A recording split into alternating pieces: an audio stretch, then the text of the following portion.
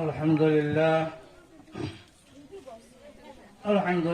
نحمده ونستعينه ونستغفره ونؤمن به ونتوكل عليه ونعوذ بالله من شرور أنفسنا ومن سيئات أعمالنا من يهده الله فلا مضل له ومن يضلله فلا هادي له ونشهد أن لا إله إلا الله وحده لا شريك له وأشهد أن سيدنا ونبينا وحبيبنا وشفيعنا وسندنا ومولانا محمدا عبده ورسوله الذي أرسله بالحق بشيرا ونظيرا وداعيا إلى الله بإذنه وسراجا منيرا فقد قال الله تعالى في الكلام المجيد بسم الله الرحمن الرحيم اقرأ باسم ربك الذي خلق الإنسان من علق اقرأ وربك الأكرم الذي علم بالقلم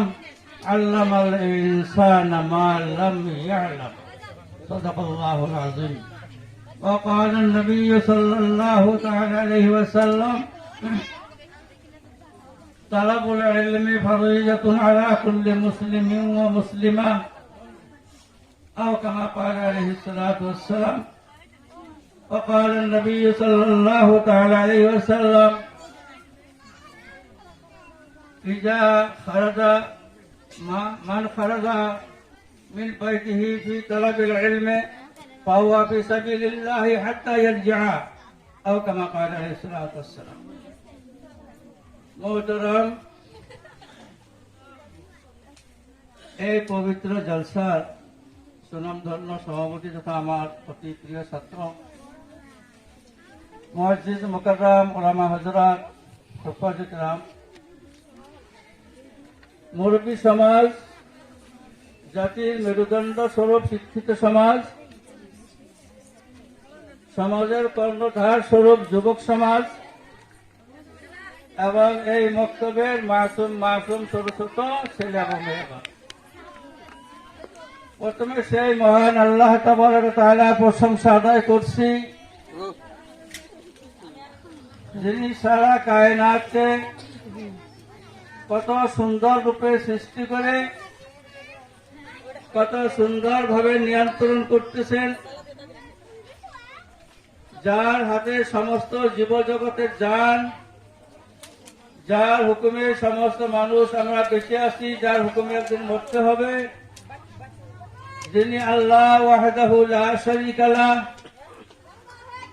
যার অশেষ কুদরতে আজ আমরা এই মাহফিলে উপস্থিত হইতে পারছি, নাহলে পারতাম না। আল্লাহ তৌফিক না দিলে সে আল্লাহ পাকের একবার শুকরিয়া একবার প্রশংসা আদায় করে আলহামদুলিল্লাহ। বড় ভাগ্যবান কথা এটা, আমরা সাধারণ মনে করি। তৌফিকটা আল্লাহ তরফে পাওয়াটা এত বড় মূল্যবান জিনিস। একজনের হাজারো চেষ্টা থাকুক, যদি আল্লাহ তৌফিক দেয় নাই, সেই মাহফিলে সেই জায়গায় যেতে পারবে না। তো আল্লাহ পাক যত বিপদ আপদে হোক, যত মুসিবতে হোক, যত ঝামেলায় হোক, আজ আমি ইনশাআল্লাহ ফজর থেকে এখন পর্যন্ত শুধু ঝামেলায় ব্যস্ত, তথাপি আল্লাহ পাকে আমি লক্ষ কোটি প্রশংসা আদায় করি। আল্লাহ পাক এই দিনই মাহফিলে আমাকে আনছে, এর জন্য আমি অশেষ ধন্যবাদ জ্ঞাপন করি আলহামদুলিল্লাহ। বিশ্ব নবী মামিনার লাল মদিনার দুলাল আখরে নামরা তাজদারে মদিনা সরকারে দু আলম নূরে মুজাসসাম হযরত মুহাম্মদ আরবি সাল্লাল্লাহু তাআলা আলাইহি ওয়াসাল্লাম, যাকে সৃষ্টি না করলে দুনিয়ার সৃষ্টি হতো না। কবি বলছে যাহার খাতিরে পয়দা হইল ত্রিভুবন, চন্দ্র সূর্য জমিন ও আসমান ও তারাগণ, আম্বিয়া আউলিয়া আর ফেরেশতা তামাম, সবার সরদার যিনি আলাইহিস সালাতু ওয়াস সালাম। সেই বিশ্ব নবীর উপর আমরা একবার প্রাণ ভরে দর্শন করি নেই সাল্লাল্লাহু তাআলা আলাইহি ওয়াসাল্লাম। যাই হোক, আমি আজ এখানে পানবিতে এমনি দুই একবার আসছি, কিন্তু এইরকম একটা ইসলামিক কুইজ বা প্রদর্শনীতে আমার জীবনে প্রথম পদার্থ। অনেকে হয়তো আমাকে চিনে, অনেকে নাও চিনতে পারে। আমি এই গোলারেঙ্গি এলাকায় 42 বছর এখানে থাকছি। 42 বছর আগের কথা বাদ দিয়ে ওরকম মানে বছর মানুষ নাই হয়তো বুঝবে না। 20 বছর আগের কথা ধরা হোক, 20 বছর আগে আগে এইসব এলাকায় যেটা অবস্থা ছিল মুসলমানদের সম্পূর্ণ পরিত্যক্ত, রিজেক্ট, আর সেই জায়গাতে আজ এই পানুরের মতো জায়গায় ইসলামী কুইজ এবং প্রতিযোগিতা, প্রদর্শনী, দিনী মাহফিল, এটা আমার কাছে এত বড় একটা জিনিস লাগতেছে যে আমার জীবনে মনে হয় আমি একটা সাফল্য মণ্ডিত এখানে আসা, এত ভালো লাগছে। যেমন এই যে মেয়েরা যেটা প্রদর্শনী দেখাইতেছে, এই প্রদর্শনীর জন্য আমি আমার হাউলে পেটে পুরুষ মানুষকে কিভাবে গোসল করাতে হয়, কিভাবে জানাজা পড়াইতে হয়, এর জন্য কয়েকজন মানুষ ট্রেনিং দিয়ে একটা গ্রুপ বানিয়ে গেছে।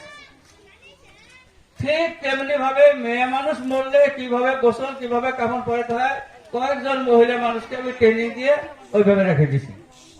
কিন্তু বর্তমানে এই যুগে এত খুশি হইলাম, আর ওই ট্রেনিং এর প্রয়োজন নাই। বর্তমানে দিনী তালিম বোর্ডের প্রচেষ্টায় এবং বিভিন্ন জায়গায় এই ধরনের দিনী মাহফিল বা মক্তব মাদ্রাসা হওয়াতে এই প্রদর্শনী সভার জরিয়াতে এই যে ছোট ছোট মেয়েরা কত সুন্দরভাবে প্রদর্শন করলেন, আমি বহুত ধন্যবাদ করি। তবে মশলার কথা আমি এই প্রসঙ্গে একটা বলে দেই, যেটা নাকি সিনাবন, এটা উপরে দেখেছি না, সবার উপরে একটা মশলা লেখছে যে সবার নিচেও দেওয়া যায়, বুঝলেন না? একদম তলেও দেওয়া যায়, উপরেও দেওয়া যায়। তো উপরে দিলে একটা লাভ আছে কি, চেনা যাবে যে মহিলা মানুষের লাভ, এই একটা। আর একটা প্রসঙ্গের কথা মশলা বলে দিয়ে একটা খেয়াল নাও থাকতে পারে। মানুষ মরার পর যখন আমরা কবরস্থ করি, করার পরে বাস বিছাই না। এখন পুরুষ মানুষ হলে কোন দিক থেকে বিচিত হয়, মাথার দিক থেকে না পায়ের দিক থেকে? আর মহিলা মানুষ হলে কোন দিক থেকে বিচিত হয়? এর মশলাটা জানা আছে? জানা আছে? এর মশলা হলো, মহিলা মানুষ যদি হয় তো ওই বাসের খাটলে গুলা মাথার থেকে আরম্ভ করতে হয়, আর পুরুষ মানুষ হলে পিছন দিক থেকে আরম্ভ করতে হয়। এর মধ্যে কিছু হিকমত আছে, সব কথা বলা যায় না, আবার না বললে হবে না মশলার কথা। মহিলা মানুষ হলে মাথার দিক থেকে এই জন্য বিষয়টা লাগে যে তার বুকটা সিনাটার মধ্যে অনেক সময় হয়তো দেখতে একটু অসুবিধা লাগতে পারে, অসুবিধা হইতে পারে, যার জন্য তাড়াতাড়ি সিনার দিক থেকে থাকে, এটা যুক্তি, হিকমত। আর পুরুষ মানুষ হলে পিছন থেকে থাকে এই জন্য যাতে পুরুষাঙ্গের কোন একটা চিহ্নমান যাতে চোখে তার দৃষ্টিগোচর না হয়। এই একটা মস্ত বড় হিকমতের মধ্যে আছে। ইনশাআল্লাহ খুব ভালো লাগছে আমার। আল্লাহ পাক বলছে, সবারই জানা আছে, পৃথিবীর মধ্যে ৬,৬৬৬টা আয়াত আল্লাহ পাক অবতীর্ণ করছে, নাযিল করছে। তার মধ্যে সর্বপ্রথম আয়াতটা হলো ইকরা বিসমি রাব্বিকাল্লাযী খালাক। এই ইকরা শব্দটা এখানে প্রদর্শনীতে দেখাইছে। ইকরা শব্দের মানে হলো পড়া। তার মানে আল্লাহ তাবারক ওয়া তাআলা পড়ার জন্য কত ইঙ্গিত দিচ্ছে, এবং এর আয়াতের মধ্যে আল্লাহ পাক আরেকটা ইঙ্গিত দিয়ে গেছে, খালাকাল ইনসানা মিন আলাক ইকরা রাব্বুকাল আকরামুল্লাযী আল্লামা বিল কালাম। মানুষকে আল্লাহ পাক কলমের জরিয়তে ইলম শিক্ষা দিতে। এখানে কলমের কথা উল্লেখ আছে। বাংলাদেশের একটা কুইজ মোবাইলে দেখাইছে, খুব ভালো করে শোনো, মানে কাজে লাগবে, যে পৃথিবীর মধ্যে সর্বপ্রথম কার নূরকে সৃষ্টি করা হয়েছে। তিনটা অপশন দিছে। পৃথিবীর মধ্যে সর্বপ্রথম হযরত আদম আলাইহিস সালামের নূর পয়দা করা হয়েছে। আর একটা অপশন দিছে যে সর্বপ্রথম কলমকে সৃষ্টি করা হয়েছে। আর একটা অপশন দিছে সর্বপ্রথমে ফেরেশতাদেরকে সৃষ্টি করা হয়েছে। কোনটা ঠিক হবে? ওখানে আমার অ্যান্সার দিয়ে দিচ্ছে কলম। কলমের গুরুত্ব আছে। কলম ছাড়া, লেখাপড়া ছাড়া কোন মানুষ জ্ঞান লাভ করতে পারছে? কোন মানুষ শিক্ষক ছাড়া শিক্ষক হতে পারছে? কোন মানুষ ওস্তাদ ছাড়া লেখাপড়া শিখতে পারছে? ওস্তাদের দরকার আছে। আল্লাহ পাক বলতেছে শিক্ষার কথা, যে সর্বপ্রথমে একটাই বলতে হয়েছে, তোমরা পড়ো। পড়ার কথা উল্লেখ, পড়ার কথা বলতেছে, পড়ো। পড়ার এত বড় গুরুত্ব আছে। কি গুরুত্ব? এই ছোট ছোট বাচ্চারা এখন কলেমা তৈবাটা সহিশুদ্ধ ভাবে পড়ছে। অথচ 20 বছর আগে, আমি ওদের সবাইকে বলছিলাম না, 20 বছর আগে আমি নিজে আমার জামাতের মধ্যে একটা বুড়া 80-85 বছর মানুষকে রাখছিলাম।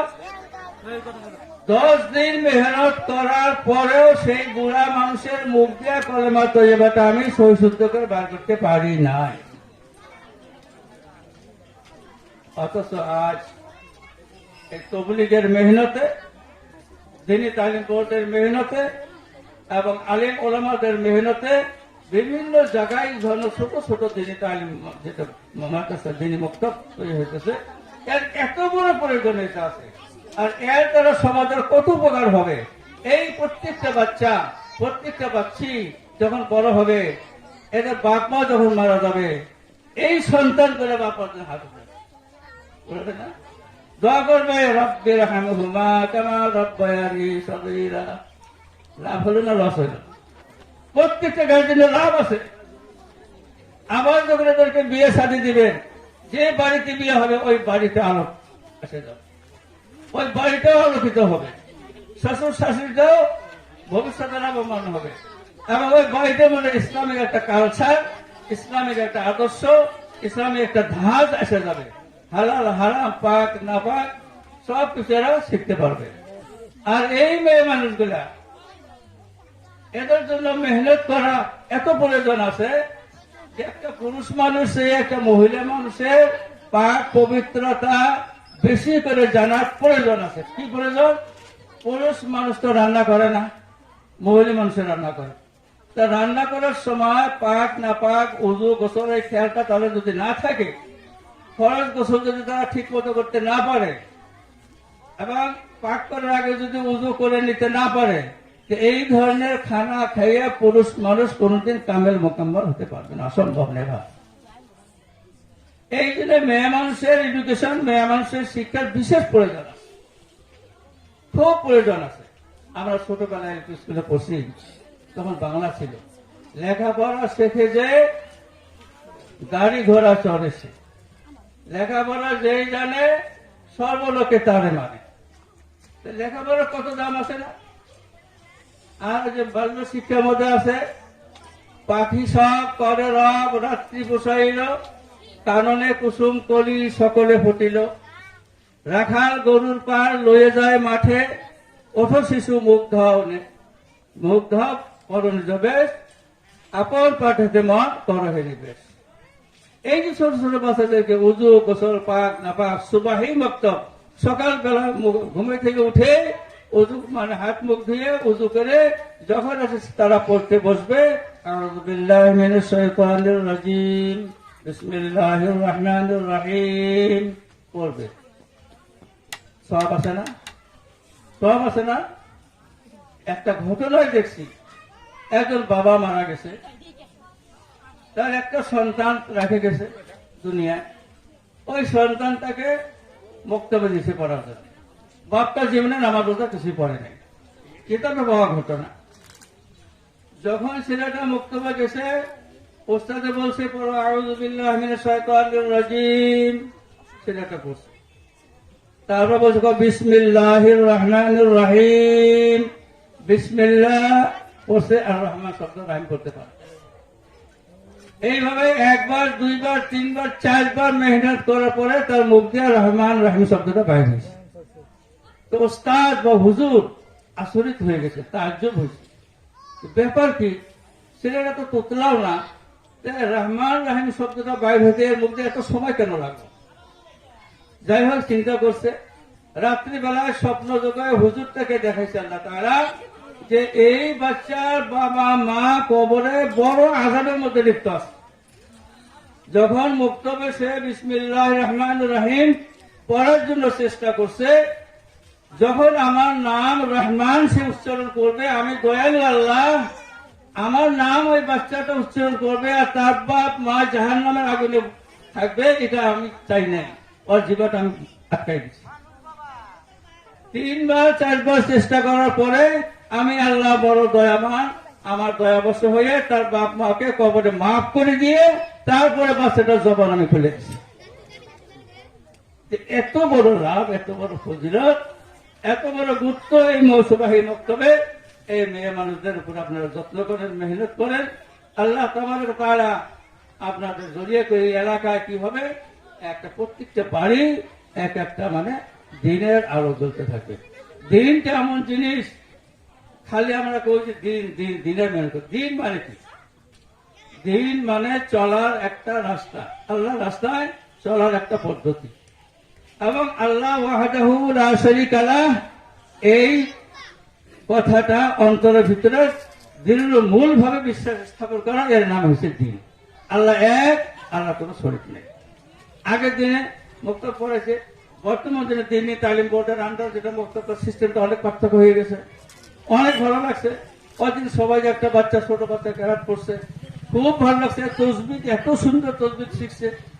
এই মেয়েগুলা আগের দিনে বলছে মিনাল জিন্নাতে কুল আউযু বিরাব্বিন নাস মালিকিন নাস ইলাহিন নাস মিন শাররি ওয়াসওয়াসিল খান্নাস, এক ধাপ করে। আজকাল আছে পদ্ধতি, অনেক টাইম ছাড়া সহিষ্ণুতা এসে গেছে। তাদের এই মুক্তর বিশেষ প্রয়োজন আছে। আমি আশা করব যে এই মুক্ত প্রত্যেকটা গ্রামে হওয়া উচিত। যে গ্রামে মুক্ত নয় সেটা ফেরাউনি সমাজ। তা আমরা ইনশাল্লাহ ফেরাউনি সমাজের আওতা যাতে না থেকে আল্লাহ পাক আমাদেরকে তৌফিক দান করুক। এই মুক্তবার জন্য এলাকার রাইসকে আমি একটা কথা বলতে চাই, অনুরোধ করতে চাই যে আপনারা খুব যত্নবান হন, চেষ্টা করেন মুক্তবটা চলে কি চলে না। শিক্ষক ঠিক মতো আসে না, শিক্ষক ঠিক মতো ডিউটি করে কিনা, আবার শিক্ষকের দরমহাটা আমরা তার পারিশ্রমিক যতটুকু দেওয়ার প্রয়োজন তার দেই কিনা। আমরা পরিশ্রম দিতে সময় খুব বিফলতা করি, যে 600 টাকা বা 1000 টাকা 2000 টাকা মাস, এত মাত্র 1 ঘন্টা পড়ায়। কিন্তু একটু চিন্তা করে, যে শিক্ষকে মেহনত করে একটা বাচ্চার চোখে বিনা অপারেশনে তার দৃষ্টি শক্তি জাগাই দিচ্ছে, খালি এই কথা চিন্তা করেন, খুব ভালো করে লক্ষ্য করেন।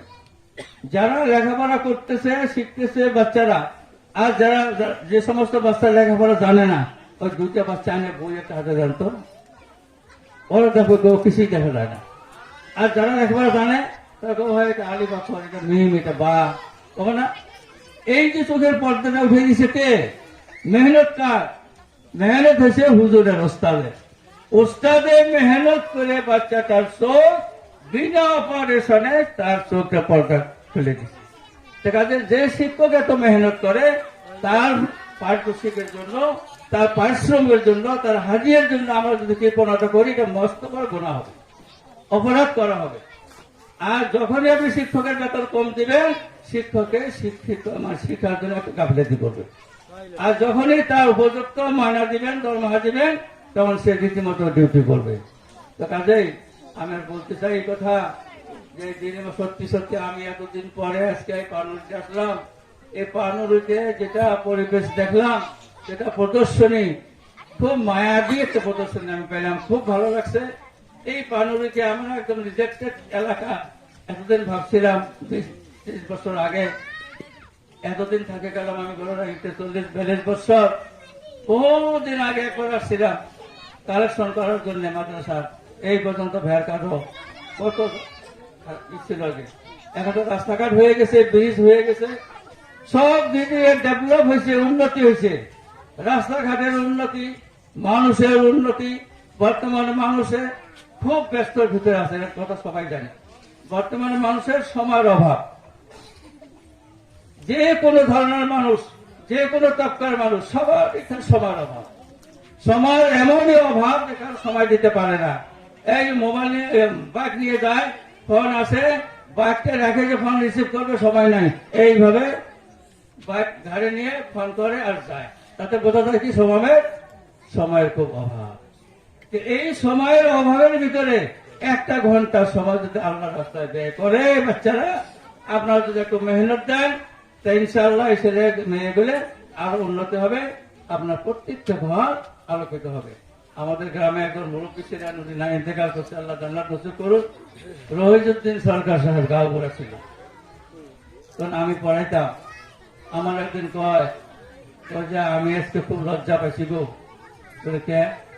বলে আমার মেয়েটা আমাকে জিজ্ঞেস করে বাবা ঘুমাবার দোয়াটা কি? আমি তো জানি না,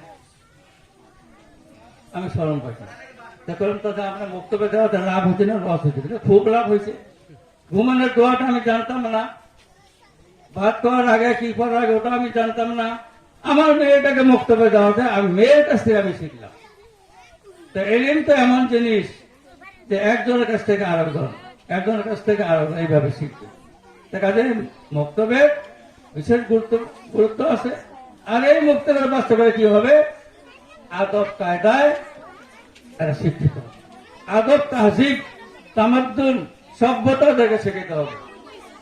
এই যারা হাফিজি মাদ্রাসা করে, যারা মুক্তবের বাচ্চা, যারা শিক্ষক আছে, সবাইকে আমি বলতেছি দিনী তালিম বা দিনিয়ত সম্পর্কে এদের কিছু তালিম দিতে হবে এবং সভ্যতা সম্বন্ধে কিছু এদেরকে জ্ঞান দিতে হবে। ছোট্ট একটা দৃষ্টান্ত বলি। গোসাইগাঁও একবার একটা সাপ্লাই ইন্সপেক্টর ছিল মুসলিম, এসাম ইসলাম। ওনার বাড়িতে আমাদেরকে দাওয়াত করলো, গেছিলাম, দাওয়াত খাইলাম গরমের দিন। তা দাওয়াত খাওয়ার শেষ আমার সব ফ্যান চলে গেল, লাইন নেই। তো উনি বললো দুটো সিট আছে, এতটুকু একটা এতটুকু একটা, বলো যে বিছানা। তো বিছানা আনবো, আমাদের ছেলে মেয়ে বিছানা আনবো, বিছানা আনলে কি করবে? দিবে না বাপের কাছে? তা উনি চাইলো বিছন, দিল না। আমি চাইলাম, আমার কাছে দিল না। ওই ছেলেটি নিজে এসে বাসাতে আরম্ভ করলো। তখন আমি ওই ইঞ্জিন সার্ভিস করলাম, স্যার এনারা দুটো কোন ক্লাসত করে? বলে দুয়াতে তো হাফিজে পড়ান, এটি স্কুলত পড়ি আছে। কত বড় একটা সুন্দর কথা শোনা। দুয়াতে হাফিজে পড়ান, যার জন্য এতটুকু সভ্যতার ভিতরে আসছে, ইকরাম আসছে। যে পিছনটা কারো হাতে দেওয়া যাবে না, বাবার হাতেও না, কোন মেহমানের হাতেও না, আমরা নিজেই বাতাস দিই।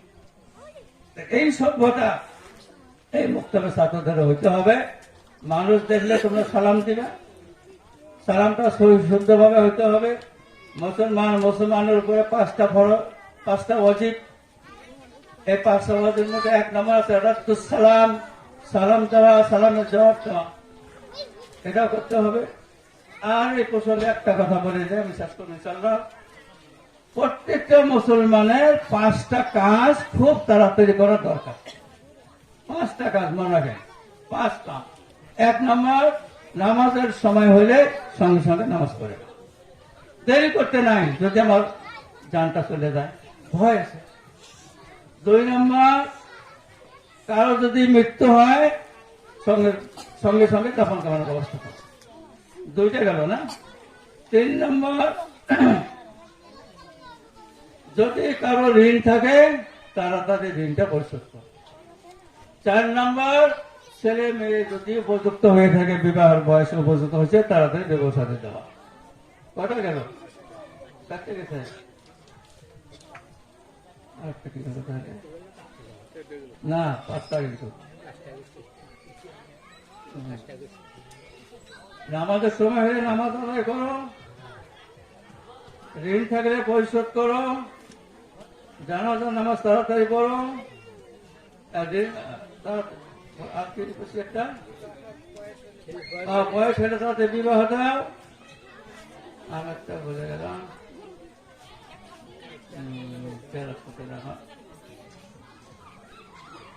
তো যাই হোক এই 5টা কাম তাড়াতাড়ি করার হুকুম আছে শরীয়তে। 5টা কাম হুকুম, মানে বিশেষ করে জানাজাটা আমরা যদি কারো ছেলে মেয়ের বাইরে থাকে, মুদ্রা হয়তো আসতে দেরি হইতেছে, সেটা আলাদা কথা। তাছাড়া যতটুকু সম্ভব তাড়াতাড়ি দাফন কাফন করা। এবং ঋণটা সম্বন্ধে, ঋণটা মস্তবের হক করলে এবার এটা খুব হুঁশিয়ার হতে হবে। ঋণ থাকলে সঙ্গে সঙ্গে আদায় করার চেষ্টা করে। জানা যায় না কোন সময় মালাকুল মউত আমার সঙ্গে সাক্ষাৎ করবে, কোনো গ্যারান্টি নেই। কাজে এই একটা জিনিস খুব গুরুত্ব আছে। আর সর্বশেষে আমি এই এলাকার সর্বসাধারণ মানুষকে, এই মুক্তবের ছাত্র শিক্ষককে আমার অন্তর থেকে আন্তরিক ধন্যবাদ জ্ঞাপন করে, এই মুক্তবের দীর্ঘ আয়ু কামনা করে, সবার সুস্বাস্থ্য কামনা করে, আমার জন্য দোয়া কামনা করে আমার বক্তব্য আমি শেষ করছি। আমি ও আখির দাওয়ানা আলহামদুলিল্লাহ।